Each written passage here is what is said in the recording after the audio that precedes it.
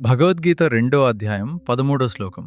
సాంఖ్యయోగం శ్రీకృష్ణ ఉవాచ దేహినోస్మిన్యథా దేహే కౌమారం యవనం జరా తథా దేహాంతర ప్రాప్తిర్ధీరస్తత్ర నముహ్యతి.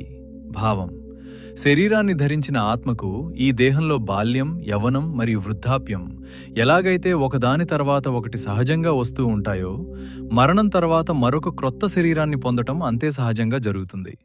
ధైర్యవంతుడు, జ్ఞాని అయినవాడు ఈ మార్పును చూసి మోహానికి గురికాడు. సందర్భం: 12వ శ్లోకంలో ఆత్మ శాశ్వతమైనది అని చెప్పిన కృష్ణుడు అర్జునుడిలో రాగల ఇంకో సందేహాన్ని ఇక్కడ నివృత్తి చేస్తున్నాడు. ఆత్మ శాశ్వతమైతే మరి చావు ఎందుకు వస్తోంది అన్న ప్రశ్నకు సమాధానంగా, మనం చిన్నప్పటి శరీరాన్ని వదిలేసి యవ్వనంలోకి, యవ్వనాన్ని వదిలేసి ముసలితనంలోకి ఎలాగైతే మారుతున్నామో, మరణం కూడా అలాంటి ఒక మార్పు మాత్రమే అని కృష్ణుడు చెప్తున్నాడు. చావు అనేది అంతం కాదు, కేవలం పాత శరీరాన్ని వదిలి కొత్త శరీరాన్ని స్వీకరించటమే అని అర్జునుడికి స్పష్టం చేస్తున్న అత్యంత ముఖ్యమైన సందర్భం ఇది.